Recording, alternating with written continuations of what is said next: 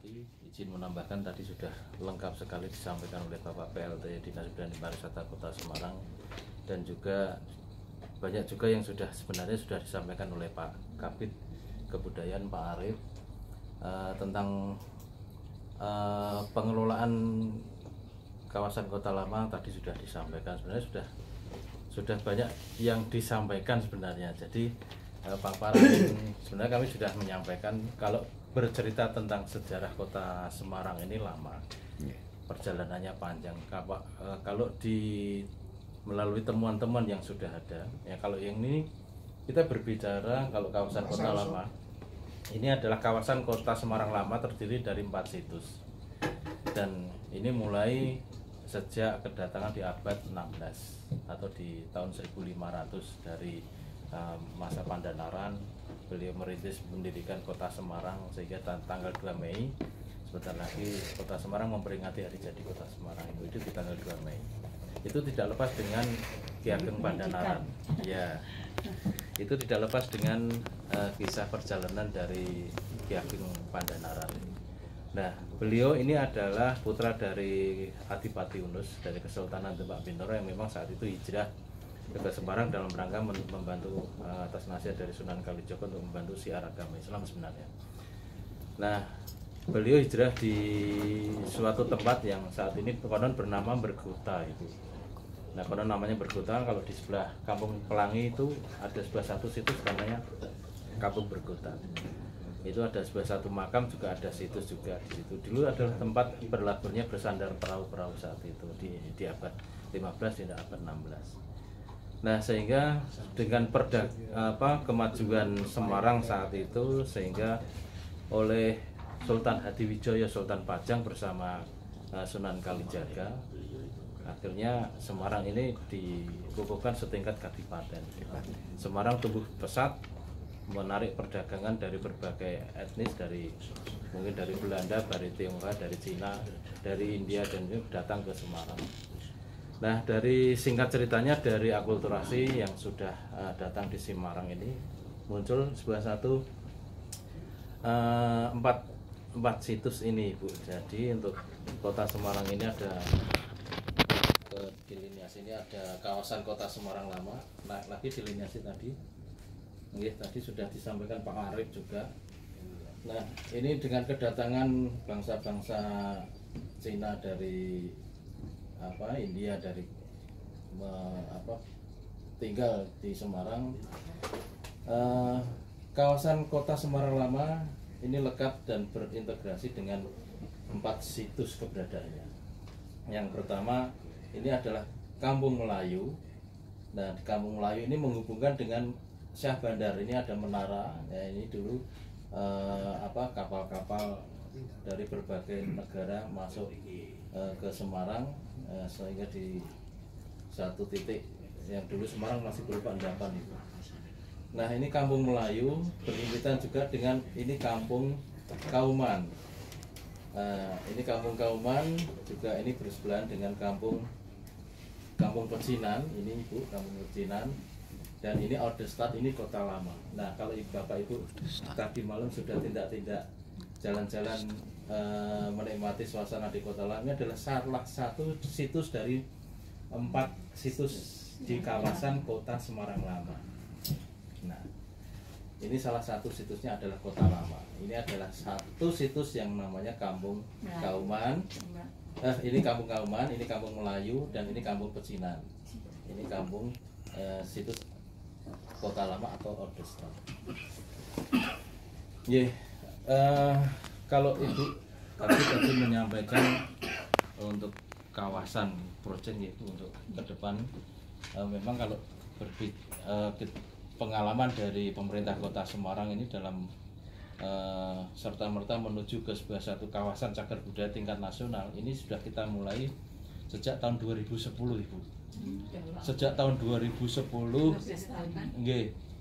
kalau ditetapkan belum lama juga.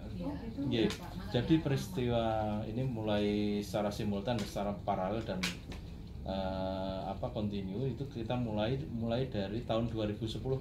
Pemerintah Kota Semarang bersama Kementerian PUPR itu sudah melakukan kegiatan FGD. Kita awali dengan kegiatan forum grup diskusi.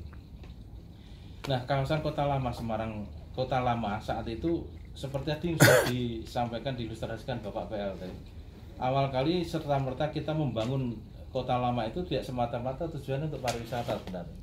Belum terbayangkan sampai ke sana goalnya. Tapi saat itu memang harus kita pikirkan bagaimana kawasan cagar budaya ini terhindar dari rob. Nah, terus artinya butuh penataan drainase, butuh penataan untuk supaya air itu tidak menjadi genangan di situ, dan itu sangat merusak bangun kondisi cagar budaya. Sampai di betul, sampai betul, sampai masuk.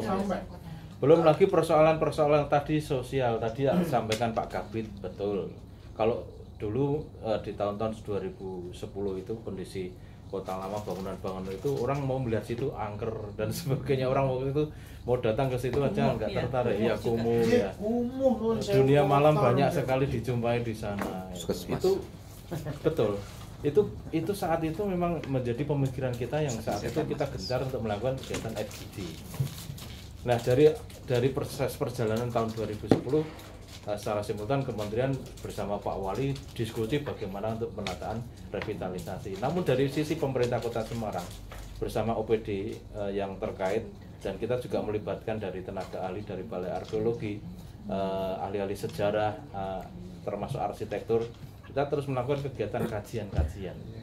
Nah, kajian-kajian ini sangat penting dalam rangka untuk melakukan satu proses perencanaan untuk pembangunan. Ini arah ke depan untuk kawasan Kota Lama ini akan seperti apa. Nah, dari pembahasan itu kita fokus ke dalam satu penataan, maka terbitlah satu Perda RTBL. Kita mulai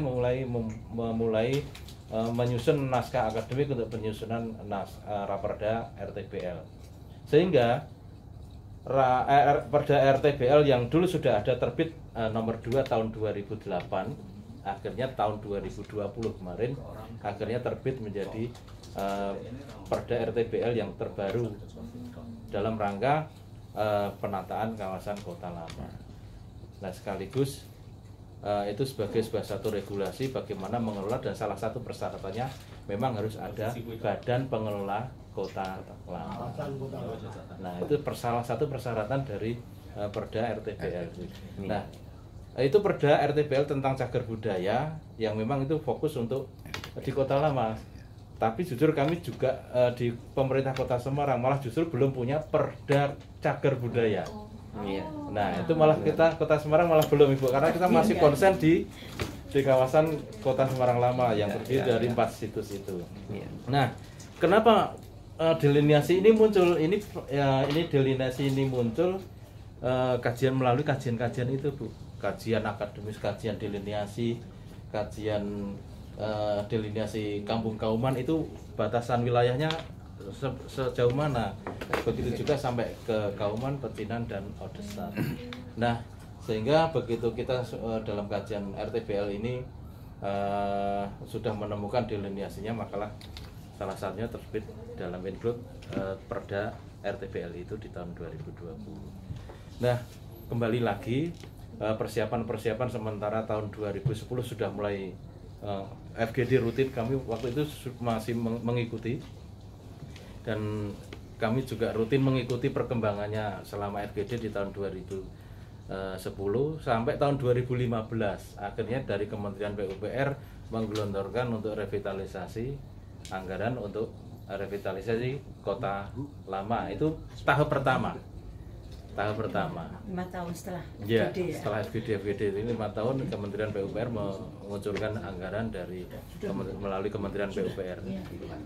Setelah revitalisasi tahap pertama selesai, tahun 2017 terbit, menyusul berikutnya RTBL tahun 2020. Nah, begitu tahun 2020 secara simultan Kementerian PUPR menggelontorkan lagi anggaran untuk yang tahap kedua hingga saat ini.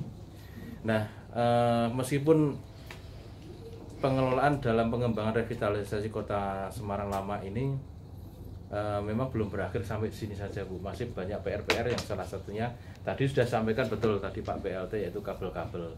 Nah diharapkan kabel-kabel ini tetap bagaimana penataannya, salah satu upayanya adalah nanti kabel di bawah tanah, ya, ditanam di bawah tanah sehingga kemegahan nilai arsitektur dari itu sangat terlihat. Nah ini kalau Ibu tindak ke Semarang di jalan-jalan mungkin dijumpai ada galian-galian, ya mohon maaf mungkin mengurangi kenyamanan Bapak Ibu untuk menikmati karena ini sedang dalam ya itu dalam rangka untuk penataan kabel-kabel itu. Sebenarnya kalau di Kota Semarang ini berbicara jauh ke belakang, temuan-temuan dari tim Reknas Registrasi Nasional itu di abad 8 sudah ada temuan-temuan yaitu situs-situs berupa reruntuhan candi yang ada satu di Kecamatan Mijen. Itu masih menjadi PR kami itu untuk melakukan kegiatan ekskavasi penelitian. Di situs Siduan itu juga diduga bangunan cagar budaya berupa struktur candi, itu peninggalan di abad 8 Mataram kuno ya. Begitu juga yang ada di situs Tugu, itu konon perbatasan antara Majapahit dengan Pajajaran, itu masih perlu kami gali juga. Begitu juga yang di situs Sendangguo ini masih dalam rangka kita melakukan upaya kajian-kajian itu. Mungkin dari saya, kalau cerita saya paling suka dengan cerita sejarah. Jadi kalau mungkin nanti sambil jalan saja, nanti sambil saja, nanti diskusi saja, Ibu. Nah, menuju kawasan Kota Lama sebagai peringkat nasional. Nah ini kita sharing aja berbagi pengalaman Ibu. Memang kami juga mengikuti kegiatan sidang itu tidak mudah, satu kali sidang selesai terus akhirnya ditetapkan. Kami melakukan kegiatan sidang bersama TACB dari pusat itu 4 kali sidang itu. 4 kali sidang. Ya, kita berembuk bersama sidang. Jadi memberikan sebuah satu living heritage-nya Kota Semarang Lama ini, 4 situs ini mempertahankan sebagai kawasan cagar budaya ini tidak mudah. Jadi harus merujuk kepada sebuah satu undang-undang cagar budaya, di mana ada pasal-pasal yang memang terjadi sebuah satu peradaban, ada sebuah satu asimilasi dengan berbagai silang budaya gitu namanya. Silang budaya antara berbagai, nah itu merujuk dari undang-undang itu. Nah, Kota Semarang sidang pertama kita belum lolos, sidang kedua kita revisi lagi untuk kajian-kajiannya, kita juga akhirnya kedua ketiga itu belum lolos, dan terakhir kemarin sewaktu di Blitar kalau tidak salah itu saya mendampingi bersama tim ketua TACB dan TACB Kota Semarang. Nah pada saat sidang itu revisi yang kesekian kali yang kita presentasikan kepada TACB pusat. Nah baru goalnya di situ Ibu, merekomendasikan yang keempat. Yang keempat rekomendasi untuk ditetapkan sebagai peringkat nasional. Memang banyak revisi-revisi termasuk delineasi, termasuk narasi. Makanya memaknai sebuah satu bangunan cagar budaya ini, bagaimana bangunan cagar budaya ini hidup dalam arti tadi mencerminkan sebuah satu persilangan budaya terjadi itu sesuai dengan marwah undang-undang cagar budaya. Nah, penekannya di situ. Yang kita hadapi ini kan beliau ini juga tim cagar budaya. Makanya apa yang disampaikan Mas Yudi tidak ada salah. Bapak dan Ibu perlu tahu istilah saya. Di Kota Semarang ini ada 2 tim, ada 3 tim bahkan sekarang. Yang pertama tim ahli bangunan gedung cagar budaya, namanya tim TABG. Nah, itu di SK-kan oleh Bapak Wali Kota. Terus yang kedua TACB, tentunya sama, kalau di Kota Malang juga ada tim ahli cagar budaya, di Kota Semarang juga ada TACB. Dan di Disbudwar sendiri itu juga ada tim registrasi nasional. Tim registrasi nasional, tim Reknas itu memang beranggotakan dari para komunitas-komunitas yang memang betul-betul peduli terhadap bangunan cagar budaya, baik itu struktur, fragmen, atau mungkin komponen-komponen dari struktur candi. Dan itu selalu mereka swadaya dan memang perlu kita ajak kita rangkul bareng-bareng. Misalnya ada laporan temuan Pak, di sini ada temuan. Dulu sebelum terbentuk Reknas, mereka pasti akan berbicara di medsos. Betul. Nah, begitu sudah kita dekati, kita berikan wadah melalui SK Wali Kota, mereka begitu ada temuan Pak, lapornya langsung ke dinas. Nah, itu yang menjadi tugas dari Dinas Kebudayaan Pariwisata dalam ini bidang kami di bidang kebudayaan. Maka mulai terbit SK Regnas Registrasi Nasional, kita rutin untuk melakukan kegiatan anggaran kajian-kajian, kajian situs, inventarisasi, kajian termasuk kajian-kajian kampung-kampung kuno, Ibu. Tambahan Nah, itu seragamnya kayak yang Iya, ya, ini kebetulan saya kebetulan nggak pakai karena namanya salah. seragam Regnas. Iya, seragam Regnas di Kota Semarang. Dibordir kan lagi. Nah, itu Sasmita, Bu, sebenarnya ingin dibuatkan lagi yang baru. Karena nggak ada yang ngurusi, saya ngurusi sendiri. Istilah di Bekasi. Yang ABG, TACP. ketiga, Bu, iya tugas. Sama Regnas. Jadi tiga, Regnas itu, Bu. yang satu TABG, yang kedua adalah tim TACP, yang ketiga adalah tim Regnas. Nah, tim registrasi nasional. Di samping BP2KL tadi. Ya, BP 2KL ini memang di Kota Lama, pengelola Kota Lama. Jadi kajian termasuk kajian kampung. Ya, ini di bidang kebudayaan ada 3 kasih, Bu, Pak Saroso. Ini dulu kasih atraksi budaya yang memang mewadahi aktivitas seniman budaya dalam hal pelestarian, misalnya seni pertunjukan wayang kulit, ketoprak teater, keroncong, dan atraksi-atraksi seperti sedekah laut, ya, pertunjukan lebih banyak ke Pak PTB. Saroso. Iya. Iya, kalau berkaitan dengan ini Kota Lama itu ada festival Kota Lama itu. Ada festival Kota Lama. Kota Lama itu dulu masih ada, sebelum pandemi ada namanya Festival Kota Lama yang mewadahi seniman-seniman supaya bisa berekspresi di Kota Lama. Tapi karena sekarang pandemi mungkin Iya, prokes ada- ya. ada Kami sekarang izin virtual. lapor Ibu dan Bapak, di kawasan Kota Lama sebetulnya sudah terbentuk pengamen misalnya. Si A maju di sana misalnya main musik menggunakan saxophone, menggunakan biola, mereka sudah terdaftar. Mereka mempunyai ID card Iya.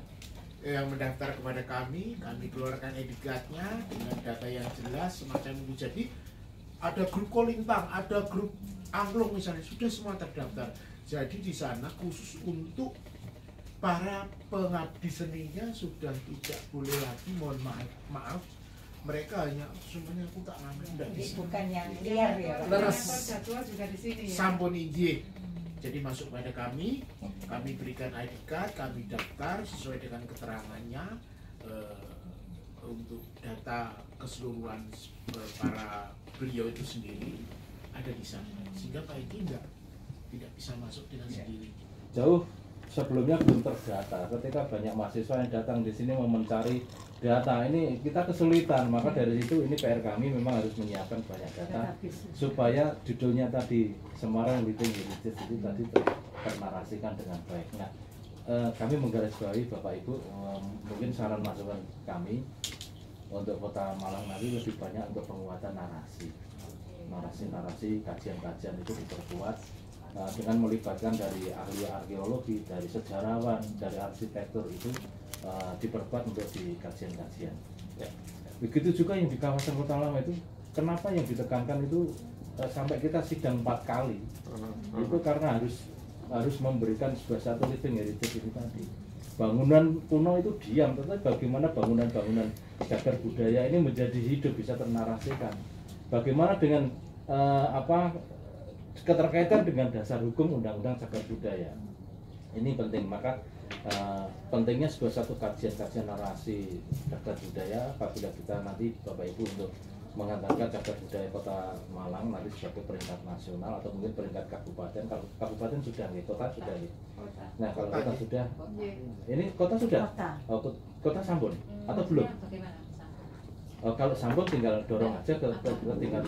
Sebenarnya proses sudah ditetapkan. Oh, belum, ini masih. Oh, masih. Pengawasan belum, hanya yang seperti saya sampaikan tadi hanya bentuk. Nah, iya, makanya dari itu gitu. Kalau Kata saya tadi Mas Heri itu untuk Ibu, nanti kalau dipersiapkan untuk Bapak Ibu semuanya untuk di tahap sampai di tingkat kabupaten atau wali kota, mungkin bersama dinas terkait bersama TACP itu. Dinas nanti akan membuat sebuah satu kajian Lalu kajian-kajian itu dibahas dengan TACP dengan melibatkan para ahli sejarah, ahli arkeologi, ahli arsitektur, dan ahli-ahli bangunan gedung. Kalau mungkin kalau masih ada beberapa gedung yang memang ya bisa direvisi gitu ya TAPG. Nah, lalu setelah melalui kajian-kajian dari TACP nanti akan merekomendasikan ke bupati atau wali kota. Nah, nanti akan terbit SK bupati atau wali kota bahwa kawasan cagar budaya ini ditetapkan oleh bupati atau wali kota. Ini tahap pertama Bu. Nanti terus itu simultan itu diantar juga mempersiapkan kajian-kajian yang lebih update lagi untuk dipresentasikan dengan melibatkan TACP dari tingkat nasional. Kang Oti waktu itu ya? Iya. Yang anu kan? Iya, betul. Yang dampingi? Iya, mendampingi. Itu Yunus. Semarang sampai 4 kali kita Saya mau presentasi. Semarang itu Pasir itu betul 4 kali